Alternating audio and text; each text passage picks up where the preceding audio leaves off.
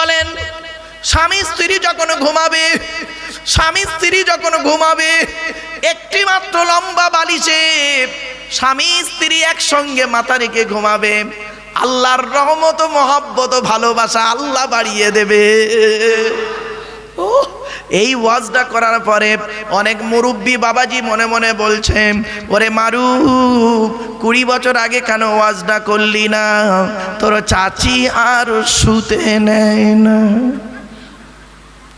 ও দোষটা কি আমার বাপের তো দোষ, আমার বাপ বে করতে দেরি করেছে।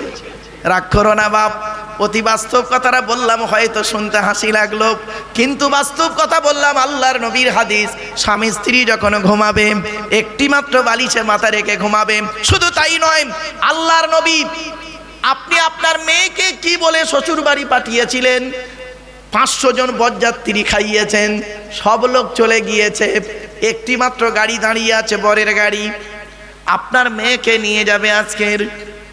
মেয়েকে যখন বিদায় দিচ্ছেন সন্ধ্যাবেলা, মেয়েটা ঝরঝর করে কাঁদছে ভাইয়ের গলা জড়িয়ে, মায়ের পেটের ভাইয়ের গলা জড়িয়ে কাঁদছে ভালোবাসায় আবেগে, বাপের গলা জড়িয়ে কাঁদছে।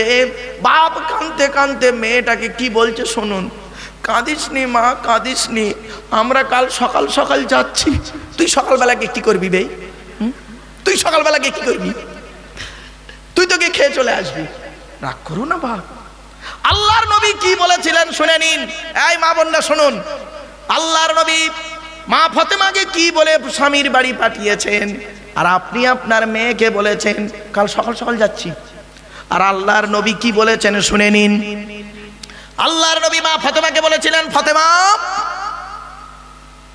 আলীকে দ্বিতীয়বার ডাকতে যেন না হয়। সুবহানাল্লাহ বলা গেল না? তার মানে এক ডাকে সাড়া দেবে। মা ফাতেমা যতদিন বেঁচে ছিলেন হযরত আলী রাদিয়াল্লাহু তাআলা আনহু এক ডাকে সাড়া দিতেন। একদিনের ছোট্ট একটা ঘটনা বোঝার জন্য বলছি আপনাদের। মা ফাতেমা করেছেন কি, হযরত আলী রাদিয়াল্লাহু তাআলা আনহু গভীর রাতে বাড়ি ফিরেছেন। বাড়ি ফিরে দেখছেন ফাতেমা বলে একবার ডেকেছেন, সঙ্গে সঙ্গে মা ফাতেমা লাব্বাইক বলে দরজা খুলে দিয়েছে।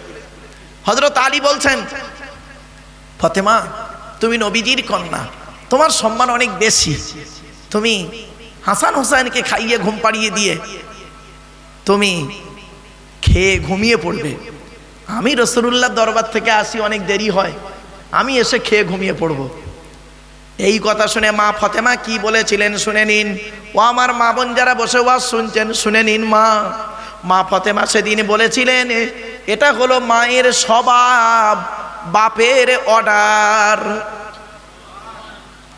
হযরত আলী তো অবাক হয়ে গেছেন যে মায়ের স্বভাব, বাপের অর্ডার, এ আবার কি বলছে শুনুন।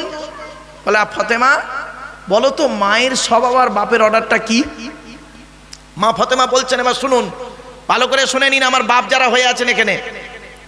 মা ফাতেমা বলছেন, আমি আমার মা খাদিজাকে দেখেছি, আমাদের 4 বোনকে আমার মা খাইয়ে ঘুম পাড়িয়ে শুইয়ে দিয়ে আমার আব্বাজান রাসূলুল্লাহর জন্য আমার আম্মাজান খাদিজা করতেন কি, আব্বাজান যতক্ষণ না বাড়ি আসছে ততক্ষণ আম্মাজান করতেন কি, দরজা লাগিয়ে দিয়ে দাঁড়িয়ে দাঁড়িয়ে আল্লাহর জিকির করতেন।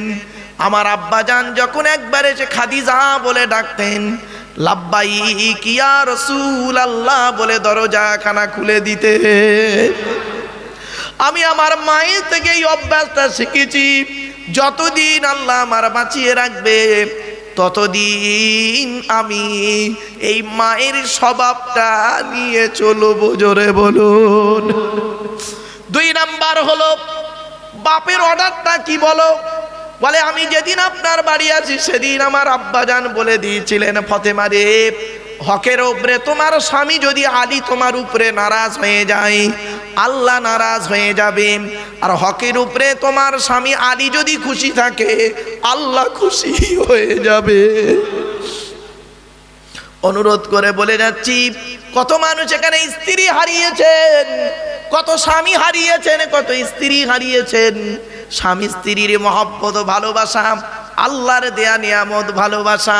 তাই বাপেদের করজোড়ে বলে যাচ্ছি, বাপ চলে গেল, মা চলে গেল, ভাই চলে গেল, বোন চলে গেল, সব তো চলে গেল, কেউ তো আর ফিরে এলো না। এবার আমাদের যাওয়ার পালা এলো। এবার আসছি, ওই মেয়ে হলো জাহান্নামী। যে মেয়ে তার স্বামীর সঙ্গে, যে নারী তার স্বামীর সঙ্গে যখন কথা বলে, কর্কশ ভাষায় কথা বলে, মা বোনরা খবরদার, স্বামীর সঙ্গে যখন কথা বলবেন মা, কিভাবে বলবেন? মাথাটা নিচু করে, চোখটা নিচের দিকে করে, অথবা স্বামীর দিকে চেয়ে আপনি নরম ভাষায় মিষ্টি সুরে কথা বলুন, হাসি মুখে স্বামীর সঙ্গে কথা বলুন। আর আপনার কথাই যদি স্বামী খুশি হয়ে যায়, আল্লাহ খুশি হয়ে যাবে। 2 নাম্বার, জাহান্নামী নারীর পরিচয় কি? যে নারী স্বামীর বিনা অনুমতিতে অন্য কাজে লিপ্ত হয়ে যায়, স্বামীর বিনা অনুমতিতে, স্বামীর অনুমতি ছাড়া শরীয়ত বিরোধী কোনো কাজে লিপ্ত হয় এবং শরীয়তের কাজেও লিপ্ত হয়ে যায়, এটা মাথায় রাখবেন। এবার আসছি, ইহুদিরা উজায়ের নবীকে ভক্তি করতে করতে আল্লাহর বেটা বানিয়েছে। খ্রিস্টানরা ওরা 3 দলে বিভক্ত হলো। কি কি? একদল বলল ঈসা নিজেই আল্লাহ, নাউজুবিল্লাহ বলুন। 2 নাম্বার, আর এক দল বলল না, ঈসা আল্লাহ নয়। তাহলে আল্লাহ হলে এত পরে এলো কেন? ঈসা আল্লাহর বেটা, নাউজুবিল্লাহ বলুন। আল্লাহ নিজেই বলেছেন লাম ইয়ালিদ ওয়া লাম ইউলাদ, আল্লাহ কাউকে জন্ম দেয়নি, আল্লাহকে কেউ জন্ম দেয়নি, এত সহজ জিনিস নয়। আর এক দল বলল ঈসা আল্লাহও নয়, আল্লাহর বেটাও নয়, আল্লাহও নয়, আল্লাহর বেটাও নয়। তবে কে? বলল ঈসা হলো আল্লাহর বান্দা, আল্লাহর রসুল। সুবহানাল্লাহ বলেন। এই মতের বিশ্বাসী ছিল মাত্র 12 জন। কতজন? 12 জন। এরা হলো অরিজিনাল নাসারা, অরিজিনাল নাসারা।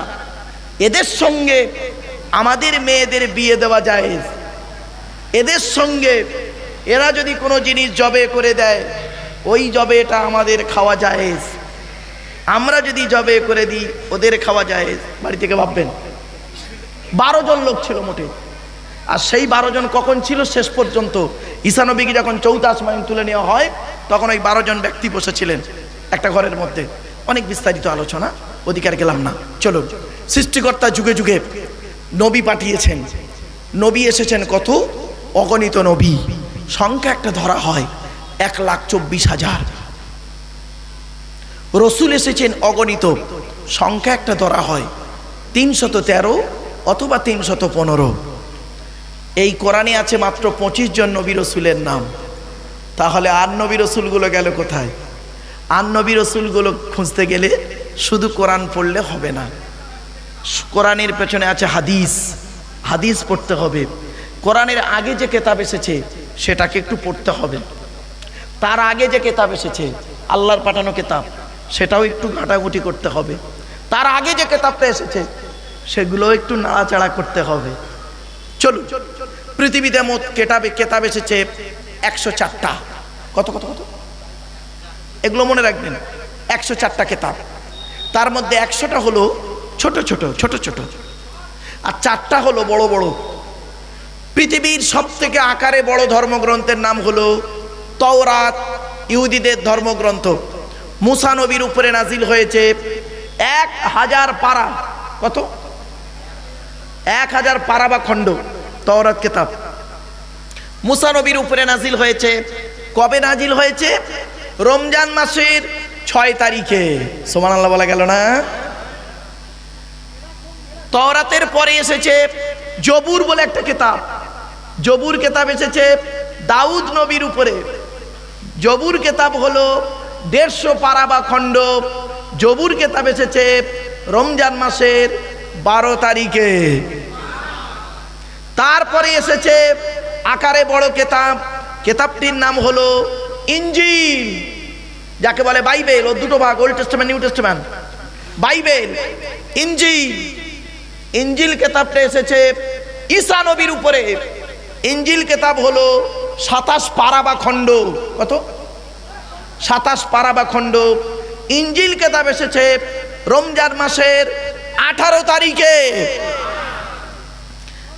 তারপরে পৃথিবীর শেষ কিতাব, চূড়ান্ত কিতাব, পৃথিবীর শেষ কিতাব, চূড়ান্ত নবী, শেষ নবী হযরত মুহাম্মদ সাল্লাল্লাহু আলাইহি সাল্লাম, তার উপরে যে কিতাবটি এসেছে আমারই হাতে রয়েছে, এই কিতাবটি হলো 30 পারা।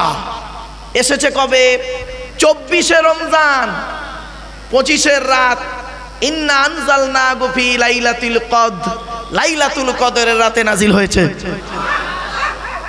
আজকে আমাদের আলোচনার বিষয় হলো কি? আজকে আমাদের আলোচনার বিষয় হলো আল্লাহর কোরআন আর নবীর হাদিস। ক্লিয়ার? মুহাম্মদ সাল্লাল্লাহু আলাইহি ওয়াসাল্লামের হাদিস আর আল্লাহর কোরআন, এই দুটোর উপরে আলোচনা। তার মধ্যে থেকে আমি বিজ্ঞান ভিত্তিক আলোচনা করব একটু বেশি আজকে, যেহেতু জ্ঞানী গুণী বুদ্ধিজীবী মানুষদের কাছে এসেছি, আল্লাহ আনিয়েছেন। আমার তেমন ইলিম কালাম নেই বাবা, যতটুকু আল্লাহ পাক বিবেক বুদ্ধি ইলিম দিয়েছে সেইটাকে সামনে রেখে আজ আপনাদের কাছে আমি কোরআন, হাদিস এবং আধুনিক বিজ্ঞান নিয়ে কিছু কথাবার্তা বলবো। আগে কোরআনের পরিচয়টা দিয়ে দিই। কোরআনের পরিচয় হলো, কোরআন আল্লাহর তরফ থেকে জিবরাইলের মাধ্যমে হযরত মুহাম্মদ সাল্লাল্লাহু আলাইহি ওয়াসাল্লামের উপরে আরবের মক্কা নগরের নিকটবর্তী একটি গুহা, গুহাটির নাম হলো হেরা। হেরা নামক গুহাতে 610 খ্রিস্টাব্দে 1 ফেব্রুয়ারি সোমবার, এগুলো মনে রাখবেন, 610 খ্রিস্টাব্দে 1 ফেব্রুয়ারি সোমবার কোরআনের প্রথম আয়াত নাজিল হলো ইকরা, রিড, পড়ো পড়ো পড়ো। এই কোরআনে আছে 82 জায়গায় নামাজের কথা, 92 জায়গায় লেখাপড়া গবেষণার কথা। আমরা লেখাপড়া গবেষণাতে পিছিয়ে পড়ে আছি। মুহাম্মদ সাল্লাল্লাহু আলাইহি ওয়াসাল্লাম বলেছেন, উতলুবুল ইলমা মিনাল মাহদি ইলাল লাহাদ, দোলনা থেকে নিয়ে কবর পর্যন্ত লেখাপড়া শেখ। আমরা লেখাপড়াতেই পিছিয়ে, চলুন না গিয়ে যাই। এ কোরআনের ভিতরে কি আছে? 30টা পারা, 540টা রুকু, 114টা সূরা, 14 থেকে 15 খানা সাজদা, 7টা মানজিল, 8 থেকে 12 খানা সাক্তা, 6666টা আয়াত বা বাক্য, কেউ বলেছেন 6236টা, 3,23,215টা অক্ষর। এ কোরআন কতদিন ধরে এসেছে? 22 বছর 9 মাস কয়েকদিন, কম বেশি 23 বছর ধরে। কোনো ঘটনাকে কেন্দ্র করে, কোনো ব্যক্তিকে কেন্দ্র করে, কোনো বস্তুকে কেন্দ্র করে, কোনো জায়গাকে কেন্দ্র করে কোরআনের আয়াতগুলো নাজিল হয়েছে। 6000 আয়াত নাজিল হয়েছে, 12,000 জায়গায় নাজিল হয়েছে। কটা জায়গার নাম জানেন? শুধু মক্কা আর মদিনাই তো জানেন। ওই সূরার প্রথমে লেখা আছে সূরাতুল বাকারা মাদানিয়া, তার মানে মদিনায় নাজিল হয়েছে। ওরে গোটা সূরাটা মদিনায় নাজিল হয়নি, মদিনা একটা বিশাল জায়গা। কোন কোন অবস্থায় কোন ব্যক্তিকে কেন্দ্র করে এই আয়াতটা নাজিল হয়েছে ওটা জানতে হবে। একে বলে শানি নুজুল। আমার বাপেরা চলুন এবার আসছি। এই কোরআনের ভিতরে 250 রকমের হারাম আয়াত আছে। কত কত কত? মানে 250 রকমের হারাম আর 250 রকমের হালাল। আপনি আমি কটা হারাম আর হালাল জানি? আমরা তো জানি সুদ খাওয়া, মদ খাওয়া, ঘুষ খাওয়া, বিয়ের পণ নেওয়া, নারী নির্যাতন করা। খুব মেরে কেটে গোটা 50টা হারাম বলতে পারবেন। 250 রকমের হারাম আছে এই কোরআনে, 250 রকমের হালাল আছে এই কোরআনে। এই কোরআনে আছে 1000-এরও বেশি বিজ্ঞান ভিত্তিক আয়াত। জোরে বলুন সুবহানাল্লাহ। 1000-এরও বেশি বিজ্ঞান ভিত্তিক আয়াত আছে এই কোরআনে। এমন এক কিতাব, এই কোরআন কি নিয়ে গবেষণা করছে কারা? America, London, France, Britain, Japan, Jordan, Germany ঠান্ডা করে বসে বসে কোরআন কিনে গবেষণা করছে। কারা করেছে? Humphry Davy, Michael Faraday, Einstein, Isaac Newton, doctor Maurice Bucaille, mister Cook, mister Jevrin, mister Campbell, Rajaram Mohan Roy, Ishwarchandra Vidyasagar, Rabindranath Thakur, Acharya Jagadish Chandra Basu, Francis Drake, William Skithmore, Williams Harvey, Thomas, George Bernard, এরা কোরআন কিনে গবেষণা করলো। আর আমরা কি করলাম? এই কোরআনটাকে কিছু ব্যক্তি, সকলে নয়, কিছু ব্যক্তি তেল পড়া, পানি পড়া, ওয়াজ করা, খতম পড়া, তাবিজ মোড়া, ঘর বন্ধ করাতেই চালিয়ে দিলাম। এরা করবেন না, শোনো মাইন, এক্সকিউজ মি, ছোট্ট একটি উদাহরণ দিচ্ছি। আচ্ছা বাবা, মুসলিম বাপেরা বলুন তো দেখি, সারা বছরে হাফেজ সাহেবরা বেশি কোরআন পড়ে না বৈজ্ঞানিকরা বেশি কোরআন পড়ে? বলুন না একটু। হাফেজ সাহেবরা বেশি কোরআন খতম করে না বৈজ্ঞানিকরা বেশি কোরআন খতম করে? বলুন না রে ভাই। হাফেজ সাহেবরা অত্যাধিক কোরআন পড়ে। দুঃখের বিষয় কি জানেন? পার্থক্য একটা জায়গায়। এই হাফেজ সাহেব বছরে 30 বার খতম করলো, করার পরে একটা সূচের পিছনে ছিদ্র বের করতে পারলো না। 30 বার কোরআন খতম করলো হাফেজ সাহেব একটা বছরে, করে কি করলো? একটা সূচের পিছনে ছিদ্র বের করতে পারলো না। আর একজন বৈজ্ঞানিক কোরআনের একটা আয়াত পড়লো, একটা আয়াত। বাচ্চা এই পেছনে চুপ করান তো বাবা। এই আলোচনা কি আলোচনা? এই ইউটিউবওয়ালারা বুঝতে পারছে, ওরা তো রেকর্ডিং করে রাখছে, পরে বুঝবেন। যেদিন আমি অন্ধকার নীরবনগরে চলে যাব বাপ, সেই দিন বুঝবেন। আমি তো ইচ্ছা করলে কেসা কাহিনী বলতে পারতাম, ঘটনা দিয়ে ওয়াচ করলে না, ইতিহাসের ওয়াচ করলে একদম 2 ঘন্টা কখন পার হয়ে যেত। একজন হাফেজ সাহেব 30 বার কোরআন খতম করলো বছরে, সূচের পিছনে ছিদ্র বের করতে পারলো না। একজন বৈজ্ঞানিক একবার একটা আয়াত পড়লো, পড়ে গালে হাত দিয়ে চিন্তা করতে করতে প্লেন তৈরি করে ফেললো। কি আশ্চর্য! আচ্ছা মুরব্বীরা বলুন তো দেখি, ছোটবেলায় আমরা পড়েছিলাম একটা কবিতা, কবিতাটা মনে পড়ছে কি দেখুন তো? আকাশ ফেড়ে নামবো আমি, পাতাল ফেড়ে